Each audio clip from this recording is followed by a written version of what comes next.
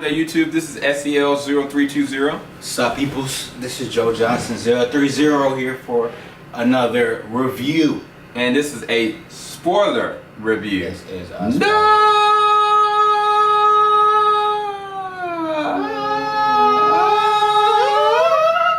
Okay. That was terrible. In case you hadn't gotten the joke, this is for Pitch Perfect. Both me and Joe watched Pitch Perfect, was it Friday? And we enjoyed it.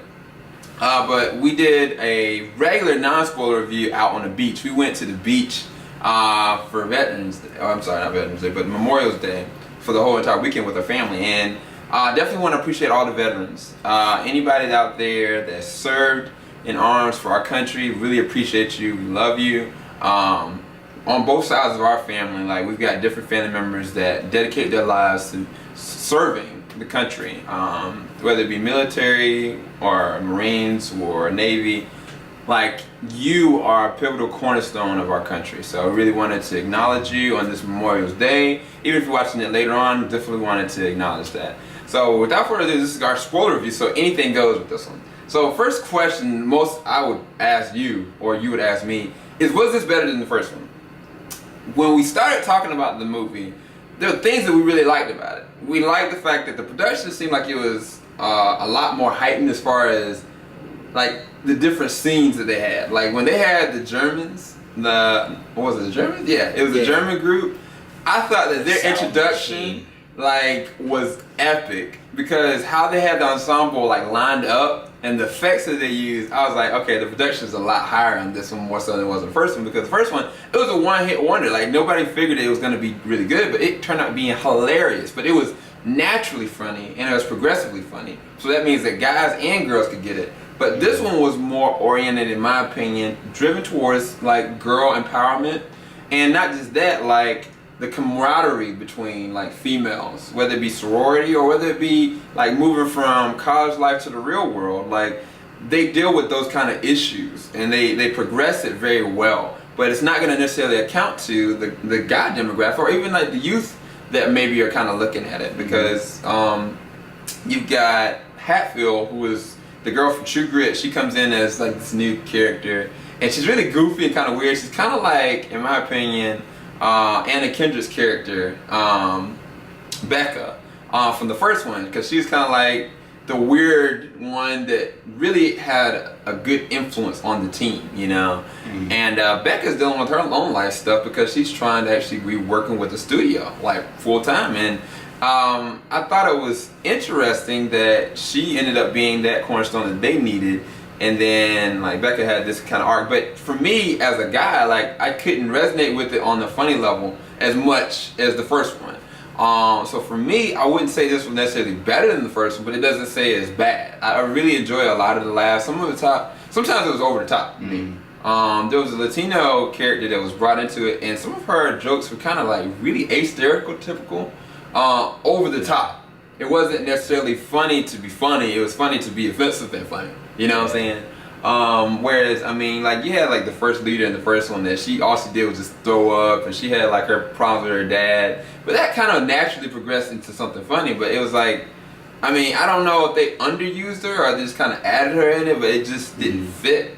And then the other thing I didn't like is that the Troubles weren't in it at all. Like they underused Jesse.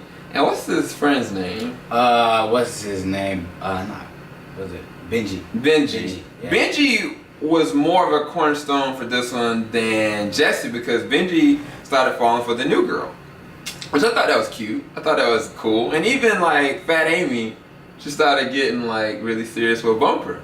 But it was like Jesse had this like interesting love thing that was going on with him and Becca in the first one. But like they never showed like what is he doing in his lifetime right now. You know what I'm saying? Like they all about to graduate. What is he really doing? And what are his struggles? And what does he really contribute to it? And not just that, like the Troublemakers, you had said, I'll let you comment on it. But Joe has said something interesting about when they first get brought on. And that's I mean, you only see them one more time and then that's really it. So if you didn't like the German group, then you didn't really have like a guy group to really like identify with, to laugh at, you know? But what were you saying about when the Troublemakers first came on? It was a funny scene. Like the song they sung was very funny. I think it was a song full of like sexual innuendos, and it was funny for a while, but as I continued to sing, I was just like, all right, this is over the top. Like I couldn't picture that actually happening like in a real life scenario. Mm-hmm. And I think that's one of the differences between the first one and this one is like, okay, when they started to sing, it was very serious, you know? Yeah. Each moment they sung, it's not very serious. They sang because they had to, and in the moment of the circumstance. Like, it's like when Anna Kendrick's Becca, like when she does her first audition, like it was really silent, and she did it with a cup. And that became like one of the most memorable moments of the picture. And it was a really serious moment because you could tell she's an introvert. She doesn't want to have anything to do with this, but then she's naturally gifted in what this is. And it makes you account for it, you know? It's like an untold musical. Even when they were on there riding in the car in the truck in the first one, I was like, yeah, I could see them going and breaking into a song randomly just to get Becca out of like her funk, you know? But in this one, it was like everything was kind of over the top. Yeah. Unnecessarily, and it made the jokes unbelievable, I guess, or how do I put it? Like they weren't as funny to me as the first one because the first one felt kind of like an unrealistic standpoint, versus this just like random stuff just kind of happening. But it doesn't mean it's not a funny movie. But I'll let you go into what your thoughts with it because I can't put my finger on it. Yeah. Oh, yeah, I can see what you're saying. I think what one of the successes from the first one was each character was a believable character, but they just had one thing about them that was off. Yeah. You know? Yeah. And it was like what's her name with the nose? Like, and she had like a real the deep lip voice. nose. Oh, the redhead. Yeah. And that was just like, what? It just caught you off guard. Yeah. And then it was, the Asian girl, and like she always was quiet, and she always. I mean, she was funny in this one. She's still funny. She's still really funny in this one. But I think like with a couple of new characters, like or even in the first one with the black girl, she was like, everyone thought she was a lesbian, but we didn't know. Yeah. Like they never flat out and said she was a lesbian. Yeah. And that's what made it funny. She's like, I got a gambling problem. Like, yeah, exactly. What? Oh, and I had a girlfriend. And I was like, okay, I got you. I mean, they went and recounted those inadequacies in this one. Like, even like the redheaded girl, like she kind of met Becca in the shower randomly in the first one. It was kind of like this weird sexual tension. And I mean, she kind of was like said a little bit of that in this one. It was kind of strange. And even with the black girl, like it was the same exact thing, but it was like, I already know who your character is. Like, show me something else of what you can contribute not only to this team but to the movie. Like, what do I identify with you with other than just like you being back? You know, like I mean, I was figuring that since they're all graduating, then there would be a difference with them. And I know they did that with Fat Amy. Fat Amy, she had a progression with her character. I think that the new girl, like I think she contributed a lot. I thought it was really cool. Even like the first member of the original leader, like her coming back, her presence coming back and actually training them in the camp. I thought that was ideal. I figured that was something that would realistically happen, you know. But with Becca, like Becca was a G. And I mean, this whole entire one, like, I mean, I know she's dealing with trying to balance, like, being with the Bellas at the same time, like, getting her studio stuff going. And when she was with the studio stuff, I was like, this is the Becca that I know. You know what I'm saying? Like, this is the one that I could account for from the first one because she was really timid, didn't know what to do, awkward, but she's gifted, you know? But then when she was with the Bellas, it was like she was all disconjointed, and she was like so many times, like it was like a bum record joke where she was talking about the German girl from the group, and she's like, oh, "You're so big, but yeah, you smell like apples," or something crazy like that. And it was like I don't know, like why are they readdressing like kind of like a sexual tension between her and this girl? Like I mean, I was like, Becca was the one, she would like get in somebody's face. If I remember correctly, she's the one that got into the fight with that other T team, the old guys. Was she the one she punched the dude straight up? I was like, Yeah. Becca didn't get buck in this one. Like, she just was kind of like, you know, and I mean, for me, I felt like they underused Becca and her presence there. I felt like they used the new girl to say, okay, this is the legacy, and like everything that Becca has done has been a paved way to this girl. But I was thinking, like, man, let them butt heads, and then progressively have her like groom her into being something different. You know what I'm saying? Instead of just like this one punch, like, okay, yeah, you can sing, you got a song, like we're gonna use this song for the end, and like then I'm gonna get you a studio record, you know?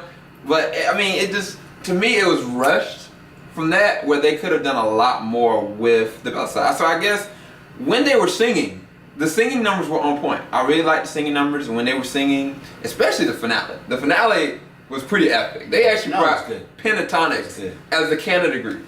I was like, really what? You know, and I mean, even like to me, like I actually like the Germans. Like I was the only one. I was like, Joe, like I don't know. I feel like the Germans won, you know, but that was debatable. I really liked the German group. I thought they were hilarious. And the two leads, they are like YouTube stars, I think. And it had a really interesting presence there. It was kind of like, to me, like coming from the Mighty Ducks 1 to the Mighty Ducks 2. You know, like the Mighty Ducks 1 was really believable. And then the Mighty Ducks 2, when they went to like Team USA, and then they met up with the group, like Keenan and his like band of dudes or whatever, and he's like, knuckle puck time and stuff like that. Like, it felt like that, you know? That doesn't mean that's less of a classic, but at the same time, it wasn't as like good as the first one, you know? Like, that solidified it, you know? And I think that's what they kind of had that same exact treatment. It was like the Mighty Ducks treatment to me. But I still gave the movie an 8 out of 10, I think. Did I give it? I don't remember what I gave it. I think I gave it an 8 out of 10. I don't think it was better than the first one, but I still think it was funny. And Key, oh my gosh. They brought Key and Peele in. I thought that he was the funniest thing in the movie in certain moments, because there was this one understudy, he just won't get in it, and he was like, yo, at one point he told the dude, he's like, I want you to see this real quick, because he had him in the corner looking at the wall. He's like, I'm helping further her because she's contributing. I just wanted to make sure you saw that. Now turn around and eat your chips. I was like, he was just hilarious, and I felt like, oh, honestly, they could have set up for him being like setting them up with maybe having like an album that drops, kind of like how Pentatonics are doing. Like they start going viral, or them actually start setting up an actual album as opposed to just graduating. Like let them all get together and work with Key and do an album. You know what I'm saying? Like I was like, why introduce something like this and not further it, you know? But I mean, I think that was unused. And even in the end, after the credits, if you don't go, definitely go and watch after the credits, because Bumper has this love for Fat Amy, and it's just identified. And Fat Amy is just hilarious in this one. She really is. Sometimes over the top. But at the end, Bumper, he's going to the Voice, and he's performing like I think the John Legend song, and it's just so realistic. I was cracking up.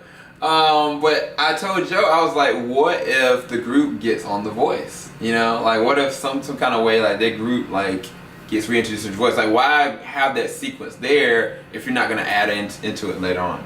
But there's a lot of different ways they could go with doing a third one. Given how much money they made last weekend, I think that they have the ability to. I just don't know. I just feel like the movie could have been a lot funnier if they could have kept it more grounded and not gone too over the top. But at the same time, if they wouldn't have, if they would have done that, then they would have maybe lost some surface area with the feministic movement that they were trying to emulate in this one, and showing the camaraderie and showing the progression with the female. And I mean, that's gonna make them the money. Like a lot of the female population are probably really looking at this movie and really love it more so than the guy population, which is fine, because I mean, I enjoyed the movie too. But what are your closing thoughts, man? I give the movie, you know, probably I give it a 7. It was entertaining. It was entertaining. I found it funny. It's a good movie, but I don't think it's better than the first one. I don't know. I think they held back a little bit or something. I can't quite put my finger on it, but I don't quite like it as much as I enjoyed the first one. But however, it's still entertaining. Yeah, I still think it's a pretty good movie. I still think it's worth watching. Yeah. Yeah. Hopefully y'all enjoyed our spoiler review, and put in the comment section below if you want us to do like a review for the first one. Because honestly, like the first one is a classic for me. I really love it, but we won't do it unless y'all request it. If you like this video, please leave a like below. Any comments you have at all, definitely let us know what you thought about the movie. And thanks everybody for subscribing. And hopefully y'all have a blessed weekend with your family, friends, the veterans. And we're out. This is SCL0320 signing out. Later, y'all. We going to the ship. We going to the ship. We going. No!